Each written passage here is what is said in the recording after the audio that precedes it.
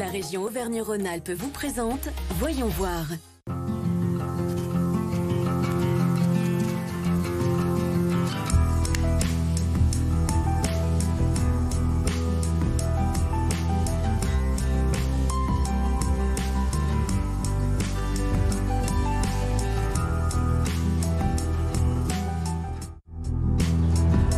Bonjour et bienvenue dans ce nouveau numéro de Voyons voir consacré aux loisirs nautiques. Pas besoin d'être au bord de mer pour profiter pleinement des activités sur l'eau. Avec ses nombreux lacs et rivières, notre territoire nous offre une multitude d'escapades, que ce soit en paddle, en canoë ou encore en bateau. Ici, au lac du Bourget, Aix-les-Bains-Riviera-des-Alpes a d'ailleurs obtenu le label France Station Nautique. Alors partons tout de suite hisser la grand voile avec Alexis Litose. Alexis, bonjour. Bonjour. Alors vous êtes directeur du club nautique voile d'Aix. Qu'est-ce que vous proposez ici? Alors on propose des activités voilà, pour des petits qui sont en train d'arriver. On propose donc ça va de 4 ans à 16 ans, 18 ans, voilà. Et ces enfants, en fait, ils viennent toutes les semaines? Comment ça se passe? Alors voilà, aujourd'hui donc on est mercredi, donc c'est l'école de sport, ils sont là pour naviguer. C'est des enfants qui viennent toute l'année. Ils pratiquent toute l'année, même en hiver. On pratique la voile de différentes manières. Mais en tout cas, c'est des enfants voilà, qui ont fait la voile leur sport à l'année. Et vous avez aussi, je crois, une école de compétition? Oui, on a l'équipe compétition qui est des enfants un peu plus âgés, 9 ans jusqu'à 16 ans, 17 ans, 18 ans même, où là, ils peuvent naviguer en solitaire ou en double, en équipage. Et selon leur niveau et leur âge, voilà, on a différents groupes et ils participent aux championnats de France, aux championnats d'Europe et du monde. Donc ouais, on a une belle équipe. Les enfants, quand ils sont là, ils sont sur quel bateau? Sur quel bateau est-ce qu'ils apprennent à faire de la voile? Alors, on est principalement sur du dériveur. Ouais. Donc on commence par de l'optimiste. Après, voilà, il y a différents supports, mais on peut faire de l'optimiste, du laser ou voilà, du bateau où on peut être en équipage à deux. Voilà, et on a la planche à voile également. Est-ce que vous proposez autre chose que l'école de sport ou l'école de compétition? Oui, on a un super outil, c'est une golette. Sur cette golette, on propose plusieurs choses. On propose de la navigation pour les handicapés. Et puis, depuis récemment, on sort aussi avec des maisons de retraite, voilà, ou des personnes isolées. Où, voilà, on les sort, on les prend et on va faire naviguer. On va prendre l'air, l'air du large, mais là c'est l'air du lac. Et ouais, c'est plutôt sympa. Ouais. Et alors l'été, il y a quand même pas mal de touristes ici. Est-ce qu'ils peuvent venir faire des essais, louer des bateaux? Comment ça se passe? Oui, on a notre point location qui est ouvert les week-ends de juin à septembre. Après, 7 jours sur 7, juillet et août. Et là, on a on a plein de supports, on a plein de jouets, on appelle ça. Donc on a les bateaux, voilà, des catamarans, les dériveurs, mais aussi on a des paddles géants, parce que c'est très à la mode, des canoës. Et des habitables pour faire des grandes balades à la journée. Et qu'est-ce que ça vous apporte au quotidien? Ah, c'est sympa, moi ce que je préfère c'est voir les enfants naviguer et pratiquer ce sport qui est un sport extraordinaire et puis voilà, de les voir sur l'eau dès le plus jeune âge et de les voir naviguer, c'est ça qui est sympa. Dès 4 ans, dès 4 ans, on peut se retrouver sur un optimiste tout seul et naviguer tout seul. Et ça, il n'y a pas beaucoup de sports qui le permettent. Merci beaucoup Alexis. Merci à vous. Et puis bonne chance pour la compétition cet été. Ouais, c'est vrai qu'on a plein de compétitions, on a plein de jeunes qui vont partir à travers la France et l'Europe. Et voilà, on espère qu'ils vont avoir des super résultats. Et puis on espère aussi accueillir beaucoup de monde cet été en stage école de voile et au point location. Et ben on vous souhaite un bon été. Merci bien. Je vous propose maintenant de nous rendre à Annecy, où quelques amoureux du lac ont fait le pari audacieux de faire d'une immense barque, l'Espérance 3, le symbole vivant de son patrimoine. Le grand jour approche. Dans quelques heures, l'Espérance 3 va quitter son hangar. Son chantier aura duré 2 ans, ici, aux Forges de Cran. Une vingtaine de charpentiers a participé à la construction de cette réplique d'un bateau à voile qui naviguait sur le lac d'Annecy au XIXe siècle. Pour acheminer l'embarcation jusqu'à l'eau, il faut détruire l'un des murs de l'entrepôt. La barque sera ensuite chargée sur une grue. Un moment très attendu, notamment par le chef de chantier. Aujourd'hui, je me sens tendu. Plus tard, après la mise à l'eau, je dirais ému, mais là pour l'instant tendu.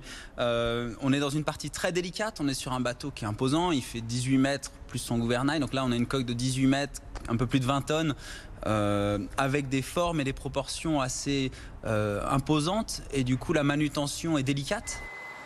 L'attention laisse très vite place à l'émotion au passage du convoi exceptionnel dans les rues d'Annecy.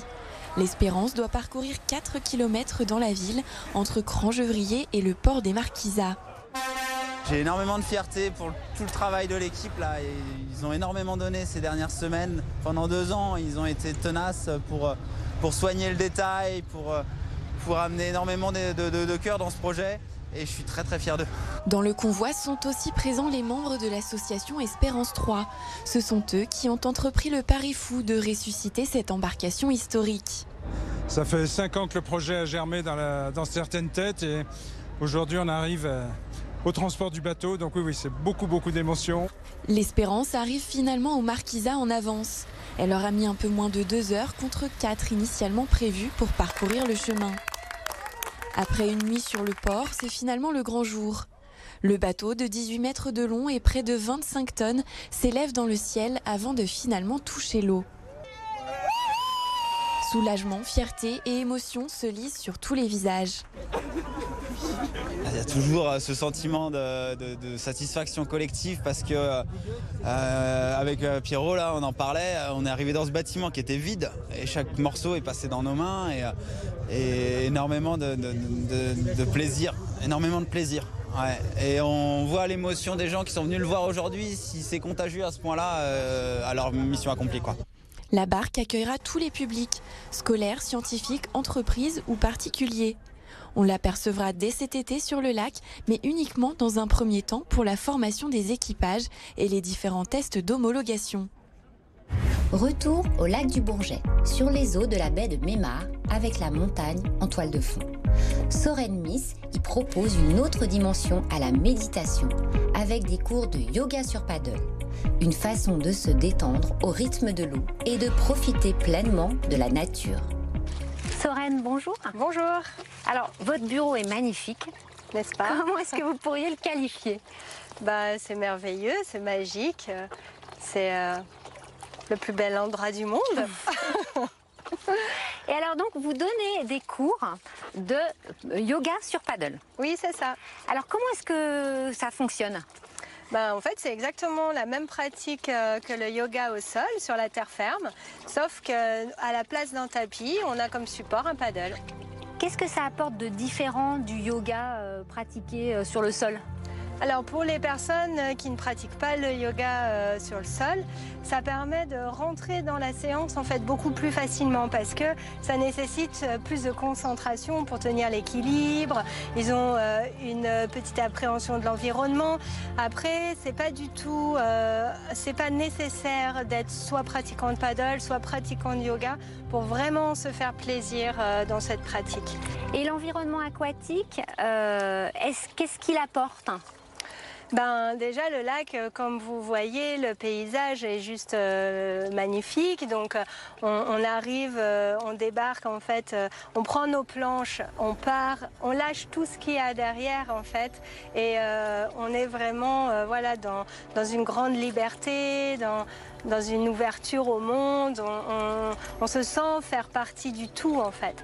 Et je dirige aussi ma séance bien sûr dans ce sens-là pour que les gens lâchent prise et se retrouvent, se connectent à l'environnement et c'est comme ça en fait qu'ils apprécient la principale caractéristique d'une pratique sur le lac. Et comment est-ce qu'ils ressortent de la séance? Bien. Ils sont bien, ils ont en même temps travaillé le corps physique, en même temps ils se sont rendus compte qu'ils pouvaient justement lâcher, trouver de l'apaisement dans une relaxation, une méditation. Les cours, vous avez des moments particuliers pour les donner? Comment ça se passe? Alors j'apprécie particulièrement les cours en matinée, le matin de bonne heure ou bien le soir tard. Après je travaille aussi à la demande sur des groupes déjà constitués ou des personnes qui sont par exemple disponibles en semaine, en début d'après-midi, je peux aussi pratiquer et enseigner comme ça. Mais vraiment, l'idéal, c'est quand il n'y a pas encore de bateau, quand le lac est calme, éventuellement on voit quelques pêcheurs, la nature se réveille doucement. C'est mon moment préféré.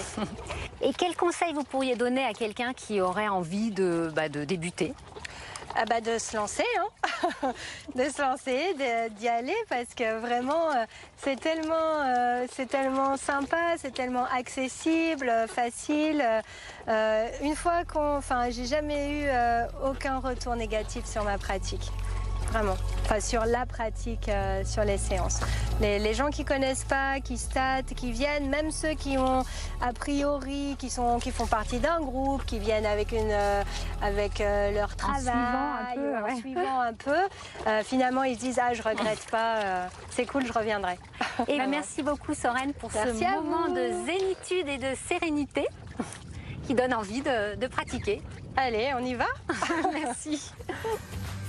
Ainsi, les lacs et les rivières sont des espaces diversifiés où se côtoient de multiples activités de loisirs nautiques. Navigation fluviale, voile, scooter, ski nautique, paddle, rafting, canot et kayak ou encore natation. Aussi, la pratique de ces activités doit respecter les gestes et conseils de prudence afin d'assurer la sécurité de tous et de préserver au mieux l'environnement.